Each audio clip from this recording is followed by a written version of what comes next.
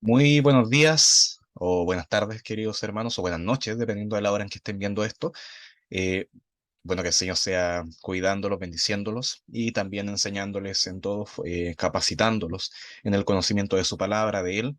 Y en este caso estamos en el curso de Teología Sistemática, ya vamos en la clase 4, que es la última de esta pequeña serie, este pequeño curso de bibliología que vendría siendo el tema de la preservación de las escrituras.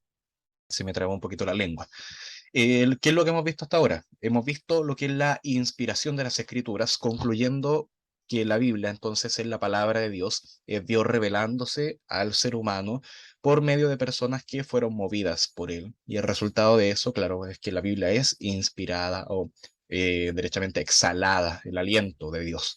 También vimos que la Biblia es inerrante, inerrancia en ella, también infalibilidad, de forma tal que concluimos que la Biblia no tiene error y tampoco nos guía a ningún error. Y también hemos aprendido que la Biblia es autoridad, por tanto es deber de nosotros ser que la obedezcamos, ella es digna de ser obedecida, así como también digna de ser enseñada. Ahora, lo que vamos a ver es lo que es la preservación de las escrituras. Con todas las clases hemos estado respondiendo algunas preguntas, que imagínense que llegue alguien y les pregunte esto, entonces, ¿qué diríamos? Entonces, la pregunta ahora para esta clase, a ver si me ayuda el cursor ahí. Sí, la pregunta frente al tema de la preservación de las escrituras es esta. ¿Cómo podemos estar seguros de que la palabra de Dios se ha transmitido hasta nuestros días sin pérdidas, alteraciones o añadiduras? Imaginen entonces que, claro, ustedes han estado hablando con otra persona, le han dicho que la Biblia es inspirada por Dios en sus documentos originales, le han dicho también que la Biblia no tiene error en sus documentos originales, le han dicho también que la Biblia es autoridad. Y habíamos visto también que eso se aplica primeramente también a los documentos originales, pero que se puede extender un poquito más a lo que tenemos hoy en día. Y eso, a eso precisamente es a lo que queremos darle hoy.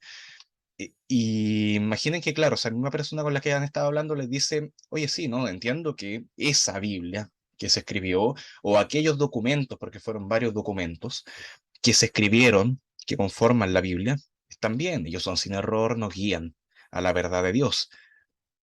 Pero eh, el hombre es pecador, el hombre comete errores, así que probablemente la manipuló o solamente por a pesar de la buena intención, no logró eh, copiarla, lo que tenemos ahora no es fiel, no es confiable, se alteró de alguna forma. Y yo pongo algunos ejemplos. O se perdió material, o se alteraron algunas cosas, o se añadieron cosas que no tenían que estar ahí. Y esto también está considerando un gran factor acá, que no solamente el pecado del hombre, sino que también la intención de Satanás, digo, el pecado del hombre y la imperfección del hombre, sino que también se considera acá la intención de Satanás respecto a las escrituras. Vemos en Génesis 3, en la caída del hombre, cómo Satanás, en este caso la serpiente, busca, eh, o sea, tienta a Eva para que transgreda la ley de Dios. Y entonces, ¿qué es lo que pasa ahí? Eh, la intención de Satanás es negar la palabra de Dios. Dios te dijo eso, no, no, no va a pasar eso. Entonces lo está negando a pesar de que en ese entonces la palabra no era el tremendo librote que tenemos hoy día, sino que era algo mucho más acotado con algunas instrucciones muy puntuales. Aún así, la serpiente, Satanás, intentó negarla y lo va a seguir intentando. Lo otro también es distorsionar la palabra. Un episodio muy conocido, ustedes lo pueden ver ahí también en Mateo 4, cuando Satanás eh, tienta a Jesús. Entonces, ¿qué es lo que hace? Toma textos bíblicos y los tergiversa, les cambia el sentido. Y hay un texto también que pongo ahí de Jeremías que no se menciona a Satanás, pero sí se menciona que lo que está pasando con esta persona que destruye la palabra de Dios es que había abandonado todo temor de Dios, de forma tal que esa también es la voluntad de Satanás, reflejándose en este caso en un rey, lo vamos a ver ahí más adelante también, se llama Joacim, que quema una, un libro de profecía, un rollo en este caso. Pero, pero bueno, ¿qué es lo que pasa acá? En consideración de todo esto, del pecado del hombre y de lo que está haciendo Satanás, la preservación de las escrituras es lo que hace Dios. Entonces Dios dice, claro, Satanás quiere destruir, el hombre también es pecador, también es imperfecto, comete errores. Entonces, ¿qué es lo que vamos a hacer ahí? Un plan de preservación de las escrituras. Y acá lo que pasa es lo siguiente. Primeramente, Dios promete preservar las escrituras, y esto es lo que vamos a estar viendo hoy día.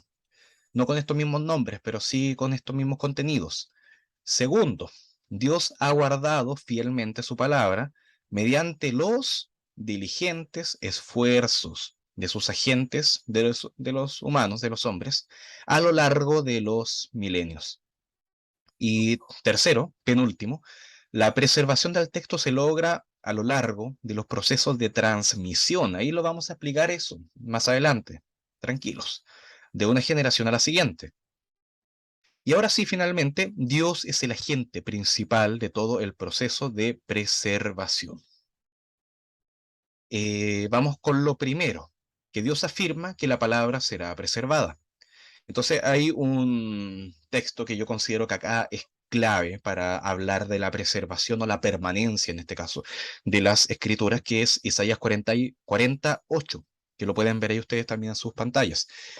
Sécase la hierba, marchítase la flor, mas la palabra de Dios, del Dios nuestro, permanece para siempre. Acá se está haciendo un contraste. Se está diciendo el hombre es perecedero, el hombre está en camino en su cuerpo a la muerte, no va a permanecer para siempre, no es eterno, pero la palabra de Dios sí lo es, sí lo es. Entonces, ¿qué está diciendo acá? Que pueden pasar siglos, pueden pasar muchas cosas, pueden pasar guerras, muchas cosas, pero aún así la palabra de Dios va a ser preservada. No sabemos cómo, pero Dios está diciendo ahí que permanece para siempre. Veamos lo que viene ahora. Que la palabra tiene un documento, a ver si me queda agüita, si me queda un poquito ahí. La palabra tiene un fundamento inamovible. Y acá un salmo, Salmo 119, que es un salmo fundamental cuando hablamos de la escritura, por eso lo han visto creo que en casi todas las clases. Para siempre, oh Jehová, permanece tu palabra, pero noten eso importante que aparece ahí, en los cielos. Eso es sumamente importante en lo que estamos hablando. Permanecer en la palabra, tu palabra en los cielos está hablando acá, esa palabra permanecer da a entender un cimiento, algo que está firme. Por ejemplo, podría ser una columna que está en medio de una construcción y que sobre esa columna prácticamente reside todos. No podemos, descansa todo. No podemos sacar esa columna. Es como imagínense el templo, la iglesia, ahí en el bosque. Si sacaran ese pilar que está al medio, un tema que se ha intentado sacar, pero han habido bastantes impedimentos para hacerlo. ¿Por qué? Porque es fundamental para la estructura. Entonces hay que ver qué cosa lo puede reemplazar de forma tal que eh, no se venga todo abajo. Y entonces se puede decir que ese pilar permanece ahí. Ahora, acá se está hablando de esa misma solidez, esa misma permanencia, pero en torno a la palabra. Ahora, no se está diciendo como el pilar permanece en el templo, acá se está diciendo entonces que la palabra permanece en los cielos. Ahí es donde reside, ahí es donde está. Fíjense también que no está diciendo que es en la tierra, sino que en los cielos. Eh, Otro texto bien importante es lo que dice Primera de Pedro 1:25, que de hecho ahí Pedro está continuando con la cita, está citando precisamente el texto de Isaías 48, que es lo que habíamos leído delante. Entonces, siguiendo con esa misma línea, dice, mas la palabra del Señor permanece para siempre, eso ya lo habíamos leído. Deme un segundito. Eso ya lo habíamos leído. Y esta es la palabra que por el Evangelio os ha sido anunciada. Entonces ahora podemos ver que esa palabra que permanece para siempre no es solamente el Antiguo Testamento, sino que también está referida al Evangelio que es predicado en el Nuevo Testamento. Entonces también, tanto el Antiguo como el Nuevo Testamento permanecen para siempre. Y vemos también por la palabra y por lo que Jesús mismo dice, que efectivamente, Él promete que va a ser la palabra preservada. Jesús dice en Mateo 5:18, porque de cierto os digo que hasta que pasen el cielo y la tierra, ni una jota ni una tilde pasará de la ley hasta que todo se haya cumplido. Acá se mencionan dos términos importantes, que es J, que vendría siendo una letra del alefato, o sea, el abecedario, el alfabeto hebreo en este caso, la letra más pequeña. Y también se menciona la tilde, que en este caso es referido a algo así como el gancho de la letra. Cuando yo estaba leyendo el material, en este caso de la teología sistemática de John MacArthur, que yo les dije que iba a ser el material base para hacer estas pequeñas clases, él mencionaba que el gancho era semejante a la diferencia que hay entre una P mayúscula y una R mayúscula. Esa pequeña línea que sale desde el medio hacia abajo, eso vendría siendo como una tilde, que es la grafía más pequeña para distinguir entre una letra y otra. Si ustedes también buscan las letras del eh, alefato, alfabeto hebreo, también van a ver que de repente las diferencias entre una letra y otra son simplemente una pequeña línea. A eso se refiere con la tilde. Entonces, lo que está acá afirmando Jesús es que nada va a impedir que lo que Dios dijo sea llevado a cabo. Fíjense que está hablando del cumplimiento del contenido de su palabra. No está derechamente diciendo que la palabra como documento escrito va a permanecer para siempre, pero sí, al decir que esa palabra va a ser cumplida, incluso hasta que pasen el cielo y la tierra, es decir, se podría ocupar eso como para decir que los tiempos van a ser cumplidos todos, incluso hasta ese tiempo del fin o del comienzo de la eternidad, la palabra va a estar ahí para comprobar que realmente se está cumpliendo. Entonces Jesús está hablando del cumplimiento, pero está dando por hecho que la palabra va a ser preservada. Por eso también es un texto importante al hablar de la preservación de la palabra de Dios. Entonces, claro, la Biblia dice que la palabra va a ser preservada. Partimos por eso, ese es el primer punto. La pregunta ahora es, ¿cómo va a ser preservada la palabra de Dios? Y acá el panorama de la preservación va a ser el siguiente. La preservación original de la palabra de Dios tiene su base en los cielos y no en la tierra. Entonces, esto es como decir eh, imagínense, tenemos un álbum de fotos eh, y luego sucede algo y ese álbum de fotos se pierde, se quema, se rompe, no sé lo que sea, ya no está. Entonces, podemos decir, ah, pero yo tengo un respaldo de eso en el computador, en el disco duro, de forma tal que aún así, a pesar de que fue destruido, permanecen esas fotos. Acá se está hablando algo un poquito similar, quizás no sea el mejor ejemplo, pero para decir que a pesar de todo lo que pase, la palabra de Dios permanece en los cielos. En el caso, en el caso de que la palabra de Dios llegase a ser destruida, ya no permanezca, aún así tiene ese respaldo en el cielo y va a seguir permaneciendo. Entonces, eso con la palabra en el cielo. Ya. Ahora, lo que estamos viendo hoy día es con la palabra escrita que permanece para siempre. Entonces, ahora, supongamos que una persona dice, ya, pero el documento que escribió Jeremías, o creo que no es el mejor ejemplo, ahí lo vamos a ver después, el documento que escribió Juan, por ejemplo, en ese mismo papel, con esa misma tinta, ese documento ya no existe. O al menos no hay registro alguno de que se haya descubierto ese mismo documento que escribió Juan. No hay seguridad si se han encontrado manuscritos, pero no se ha podido determinar al menos una antigüedad semejante a los tiempos de Juan. Sí, algo muy cercano, pero no una antigüedad la misma de Juan. Ahora lo que tenemos es solamente copias y traducciones. Entonces, ¿qué es lo que pasa acá? El documento original, ese que realmente decíamos que era inspirado, que era inerrante, porque el Señor movió a la persona para escribirlo o para dictarlo, ese documento ya no existe. Entonces, la preservación del documento original ya es imposible.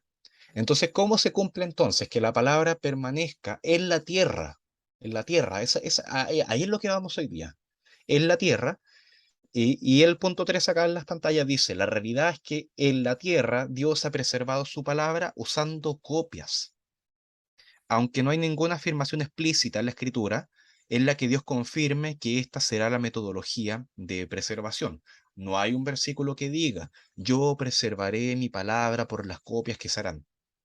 No, no está eso. Pero aún así, podemos concluir que es la metodología que Dios usó. Ya lo vamos a ver también más adelante.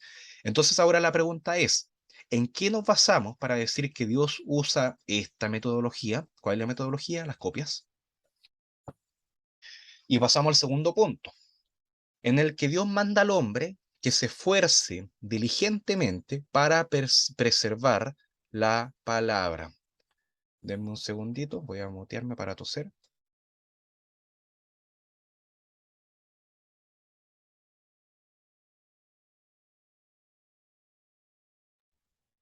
Entonces Dios manda al hombre que se esfuerce diligentemente para preservar la escritura.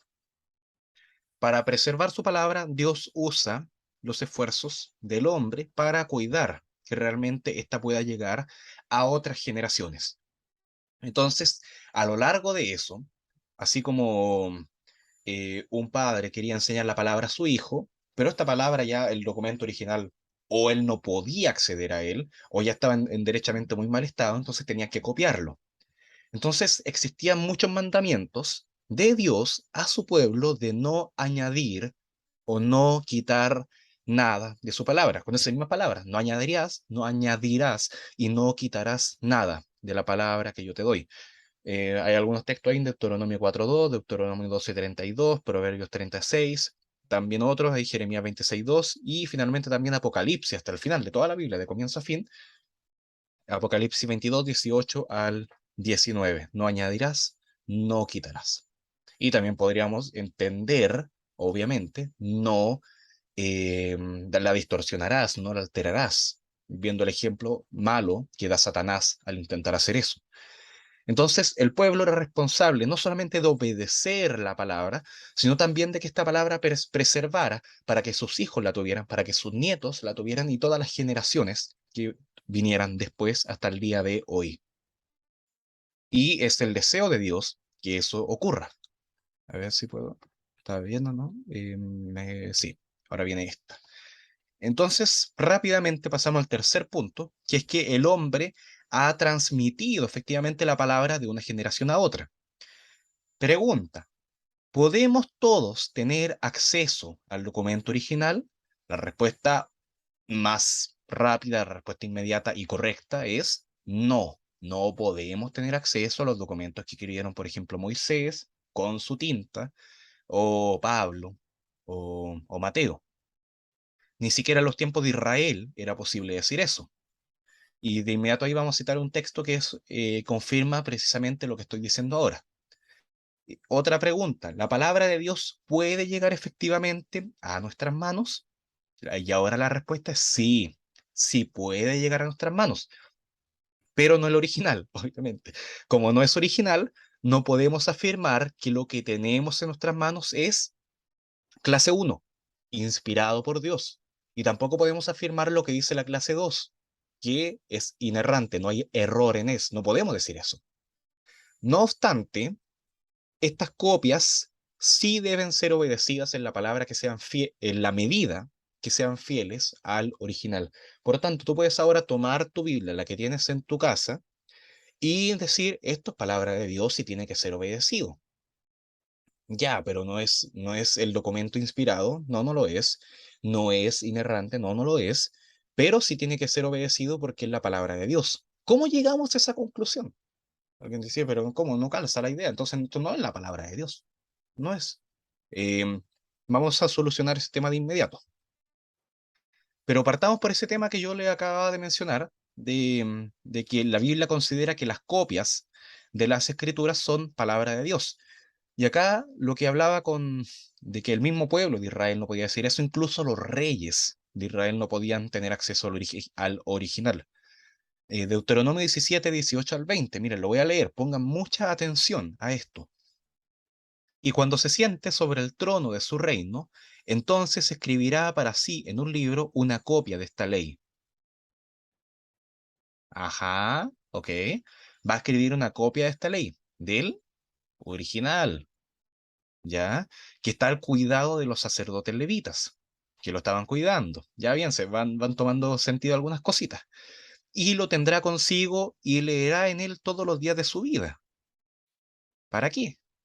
Y noten esto, acá, para que vean que esto es autoridad, a pesar de que sea una copia, para que aprenda a temer a Jehová su Dios, para guardar todas las palabras de esta ley y estos estatutos para ponerlos por obra, aunque fuera una copia, aunque no pudiera decir que era el documento inspirado.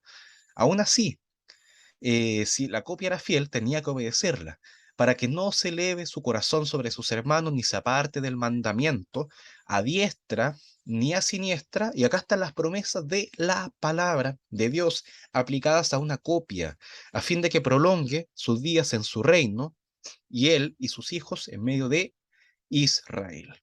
Tremendo. Tremendo. Y ustedes pueden darle una revisada a ese tema, Deuteronomio 17, del 18 al 20. De esto podemos concluir lo siguiente.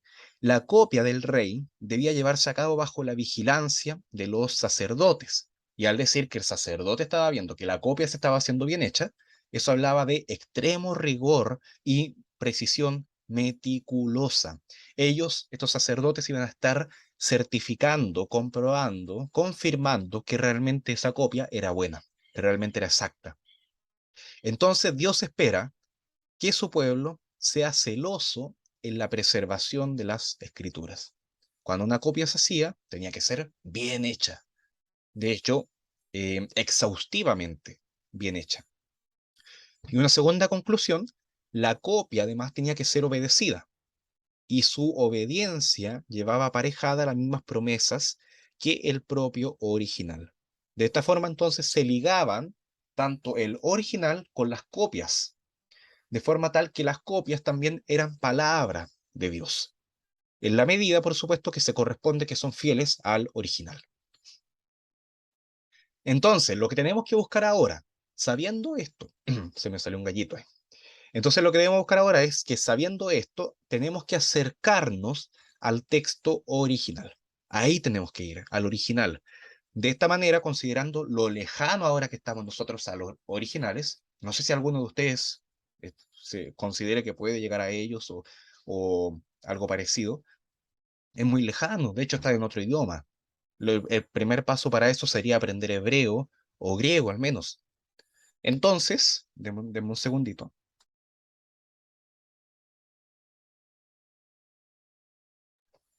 Entonces ahora surge una disciplina llamada crítica textual, proceso que consiste en reunir todas las copias existentes de un manuscrito y compararlas entre sí para determinar qué tan veraz y cercano al original es.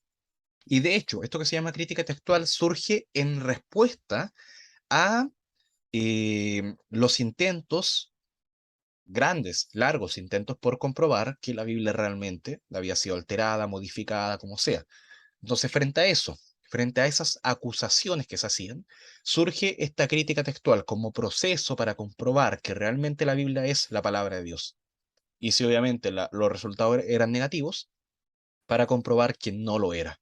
Pero la crítica textual finalmente hizo llegar a la conclusión de que realmente la palabra era fiel. Em, a ver si puedo avanzar al siguiente.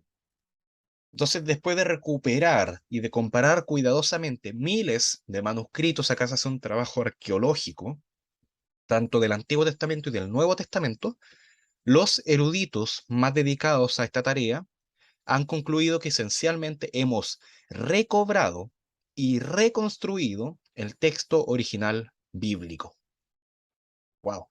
Si bien ahora lo que tenemos en nuestras manos no es original, no es inspirado y tampoco podemos asegurar que es sin error, aún así lo que tenemos es esto, es la palabra de Dios preservada para nosotros. Entonces, claro, si tú tomas tu Biblia ahora, tómala, a ver, ¿dónde está la mía? Acá está. Entonces yo puedo decir que esto que tengo acá es la palabra de Dios. Entonces, si alguien me pregunta, oye, ¿qué es lo que tienes en tu mano? Una Biblia. ¿Y qué es la Biblia? ¿Recuerda la primera clase? La Biblia es la palabra de Dios. Pero ahora, conversando más con la persona, podemos llegar también a decirle, mira, lo que pasa acá es que el documento inspirado por Dios es el original. Lo que pasa también es que el sin error es el original. Pero también esta palabra que tengo acá, este libro que está ahí, es la palabra preservada por Dios. Esa palabra clave ahí va a permitir que sea la voz de Dios aún así llegando a nuestras vidas, a pesar de que no sea el original. Por eso es tan importante el asunto de la preservación. Y al tener claro eso, que la Biblia que tenemos ahí es la escritura preservada para nosotros, también podemos concluir que es autoridad para nuestras vidas. Se van uniendo las piezas, se va armando el rompecabezas y las cosas van cobrando mayor sentido. Eh, es esencial entonces que el pueblo de Dios copie, traduzca y produzca su palabra con sumo rigor. Además, por supuesto, de poner toda diligencia en su interpretación. No basta simplemente con tener el original y saber el idioma original. Además de eso, tienes que entenderlo bien y saber cómo aplicarlo a tu vida, que ese es otro tema. Hay muchas cosas en este curso que no hemos visto, son solamente 4 temas, pero bibliología compone mucho más que eso. No hemos estado viendo ni siquiera el canon, no hemos visto las teorías de la inspiración, que hay muchas opciones ahí para finalmente llegar a una conclusión que tiene que ser la correcta.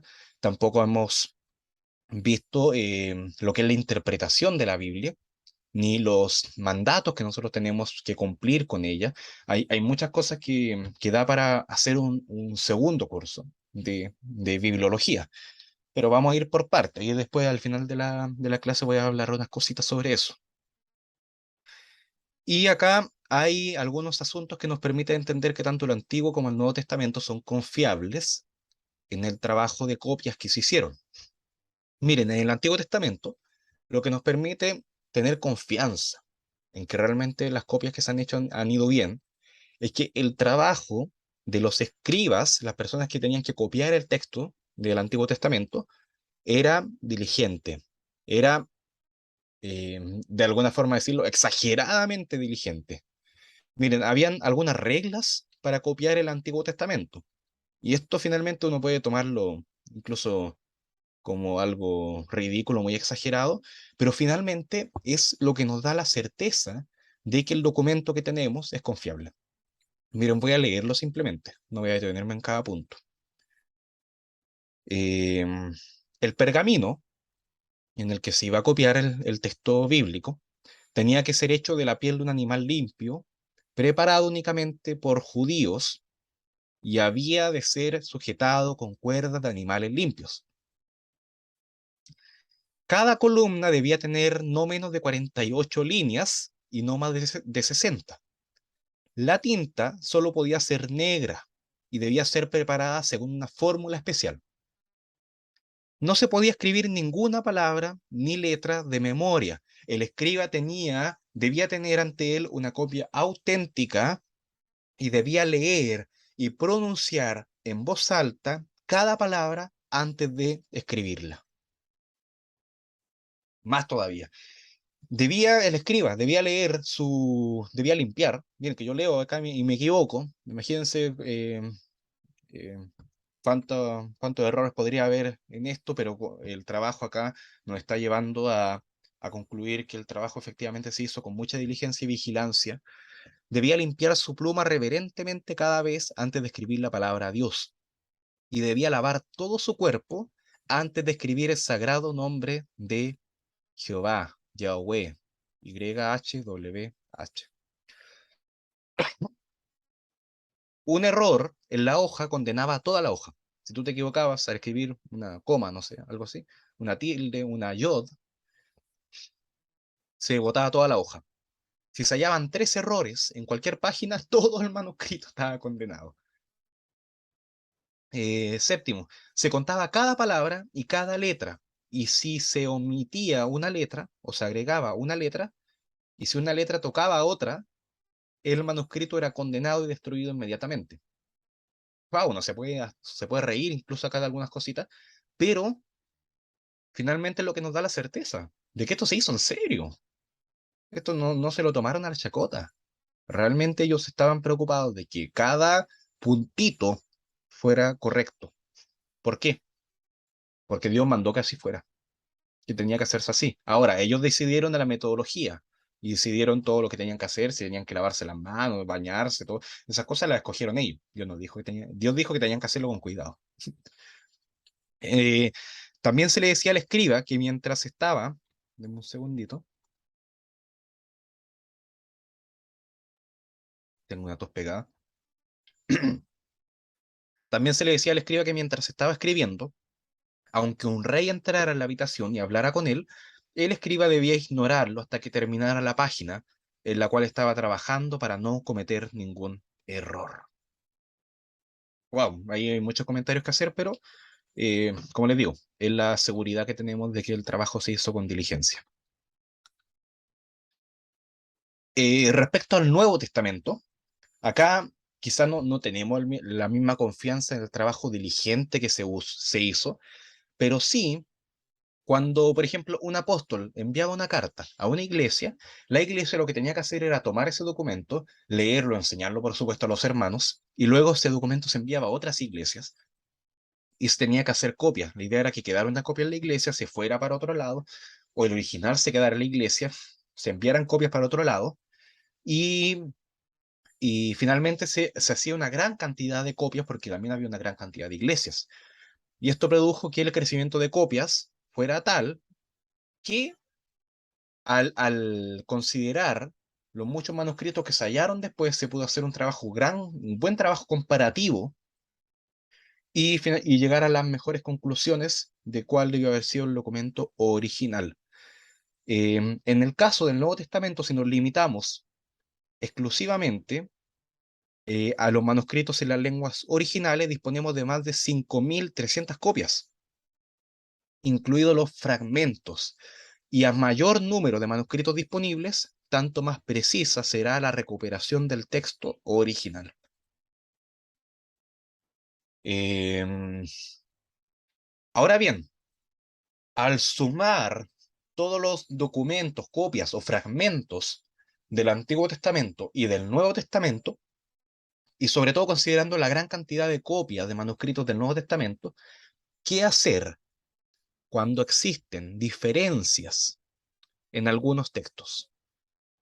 Y acá hay algunos procedimientos también que se tomaron de las personas que fueron hallando estos manuscritos a lo largo de los siglos, que fueron los siguientes. Por ejemplo, si habían diferencias entre un texto, papiro tanto tanto, y otro texto, papiro tanto tanto, eh, y no calzaba, entonces, ¿qué se tenía que hacer? Y considerando que eran más de 5.000, las copias más antiguas tienen preferencia sobre las más recientes. Entonces se llegaba a concluir que este manuscrito era hallado y había sido probablemente escrito en el año 300, pero este en el año 1100. Obviamente el más confiable iba a ser el que había sido en el año 300, por ser más cercano al original que fue escrito en el año 60, pongámosle. Segundo, se les atribuye más importancia a las versiones breves que a las más extensas, porque era probable que alguna persona, un escriba o cualquier otra persona en aquellos tiempos, al tomar un texto original, quisiera también añadir alguna pequeña nota, algo entre paréntesis quizás. Ahí entonces, si había un texto que tenía más cositas y otro que era más breve, se consideraba que era más confiable el más breve. Tercero, también se otorga mayor preferencia a aquello que se encuentra en la mayoría de los textos. Si hay una palabra que se repite en 80 manuscritos, pero en otros 20 manuscritos no aparece otra palabra distinta a esa, entonces, ¿quién toma preferencia ahí? El que se repite en los 80, que tiene mayor eh, abundancia, que se reitera más. Entonces, ¿qué pasa con las palabras eh, que no han sido, ahí me equivoqué un poquito escribiendo, con las palabras que no ha sido posible ponerse de acuerdo, con las palabras con las que no ha sido posible ponerse de acuerdo, estaba bien. Los puntos en los cuales no podemos estar seguros de palabras originales son insignificantes en proporción al conjunto, algo así como 1:1000. Es como una letra de cada 1580 en el Antiguo Testamento, la que se presta a cuestionamiento. Y ninguna de las dudas cambiaría ninguna enseñanza doctrinal en lo más mínimo. Es como la diferencia que hay entre un texto que diga eh, de, de Dios y otro que diga de nuestro Dios, una cosa así. Entonces la diferencia tampoco es notoria, no va a cambiar nuestra doctrina, no vamos a tener que llamarnos de otra forma, dejar de ser iglesia por eso. Ahora bien, podríamos llegar a la conclusión de que al ser el hombre imperfecto, esto lo veíamos al comienzo, y ser pecador, la tarea de preservación de las escrituras no tiene un resultado confiable, a pesar de todos los esfuerzos diligentes de los escribas y a pesar de la gran cantidad de manuscritos del Nuevo Testamento, aún así uno podría decir, pero el hombre es imperfecto, comete errores. Entonces, es muy posible que esta preservación, en algún momento de la historia, se haya corrompido. Entonces, ¿qué nos asegura que la preservación es confiable? Y ahí yo inmediatamente pongo una respuesta, que es Dios. Y acá llegamos al último punto, que es que finalmente Dios es el que preserva la escritura. Usa hombres, bien, lo manda a los hombres a que sean diligentes, los usa, confirma eso, pero finalmente Dios el que permite que la escritura sea preservada. Y por más que el ser humano, por más que Satanás intente destruirla, alterarla, quitarla, añadirle algo eh, o eliminarla, Dios es el principal elemento de preservación detrás de todo el proceso que el ser humano pueda hacer. Y acá menciono 3 textos, creo que están solamente las citas. Sí, en el material parece que hay mayor detalle. Por ejemplo, cuando Moisés recibe la ley de Dios en estas tablas de piedra, escritas derechamente por Dios, directamente por Dios, y al descender Moisés del monte y ve al pueblo pecando, la respuesta de él es airarse y romper esa ley que Dios le había dado. Entonces, por un tiempo, el pueblo estuvo sin ninguna ley de Dios, no estaba ahí. Entonces, ¿qué es lo que pasa?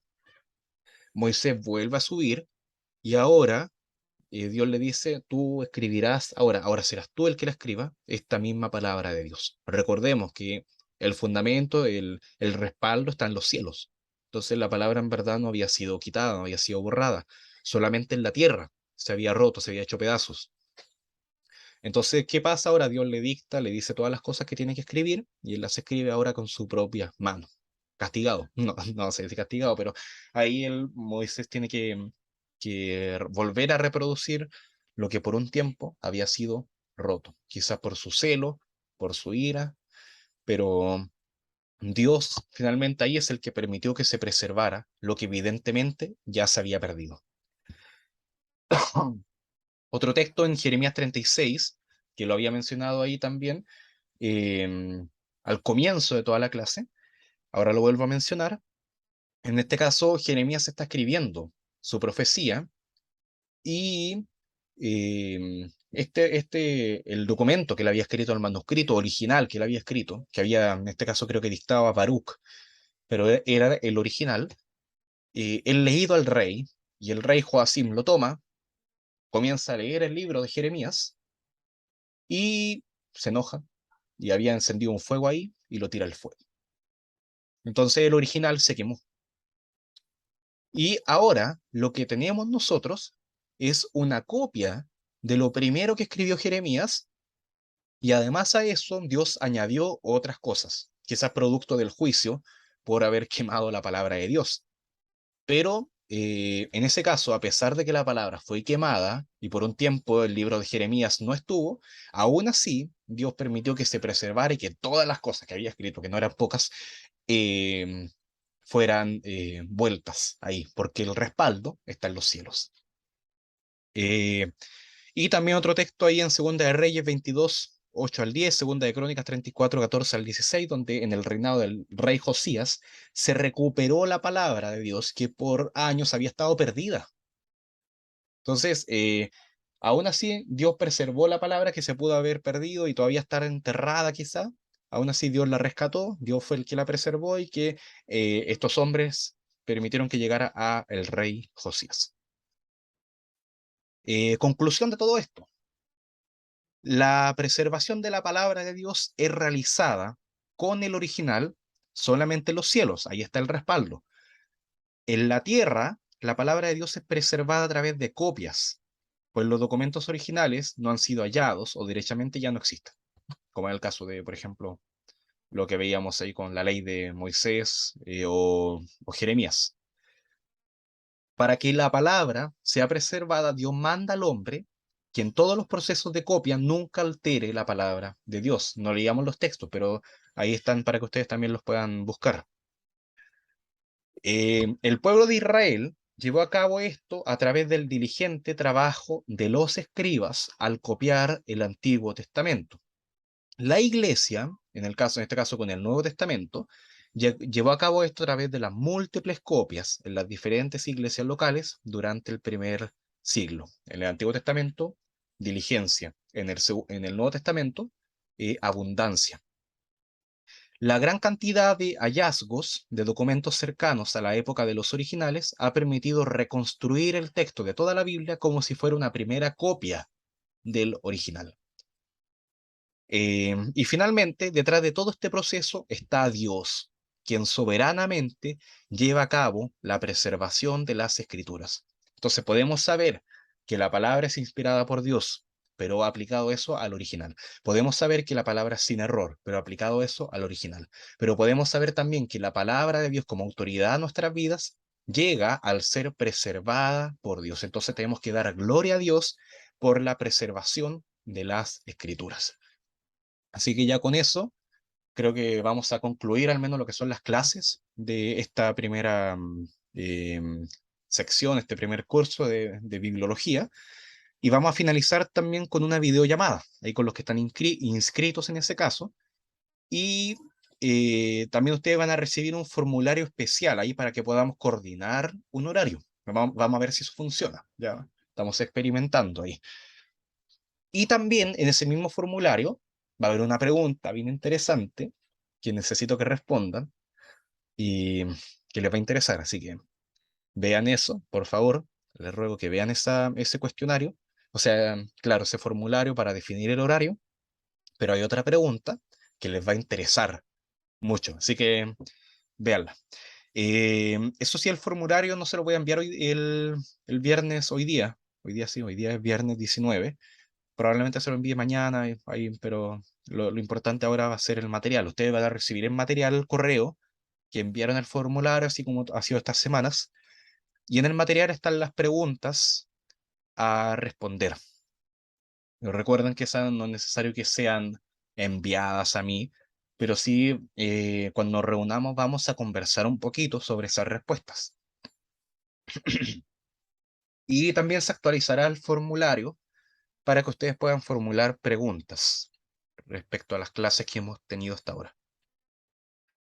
Bien, hermanos, y con eso ya vamos finalizando. Yo doy gracias al Señor porque ha permitido eh, que esto llegue a ustedes, que se pueda grabar, que pueda llegar a ustedes. Y esperamos seguir ya con finalizar esto con la videollamada y seguir con otro curso. Sería algo maravilloso. Así que el Señor los bendiga que esto haya sido de bendición para sus vidas y nos estamos congregando, nos estamos viendo em, el día domingo, cuando el Señor nos llame y estemos siempre orando los unos por los otros. Que el Señor los bendiga mucho. Abrazos.